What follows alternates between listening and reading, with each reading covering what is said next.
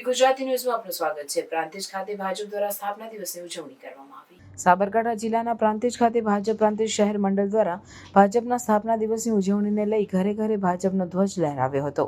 તો પ્રાંતિજ તાલુકાના ધારાસભ્ય ગજેન્દ્રસિંહ પરમાર ભાજપ કાર્યકરો સાથે તેમના કાર્યાલય ખાતે ભાજપનો ધ્વજ લહેરાવી ભાજપના સ્થાપના દિવસની ઉજવણી કરી। 6 એપ્રિલે ભાજપ સ્થાપના દિવસની ઉજવણીના ભાગરૂપે પ્રાંતિજ ખાતે પ્રાંતિજ તાલુકાના ધારાસભ્ય ગજેન્દ્રસિંહ પરમાર દ્વારા પોતાના કાર્યાલય ખાતે ભાજપ કાર્યકરો આગેવાનો સાથે ભાજપનો ધ્વજ લહેરાવી ભાજપના સ્થાપના દિવસની ઉજવણી કરી હતી।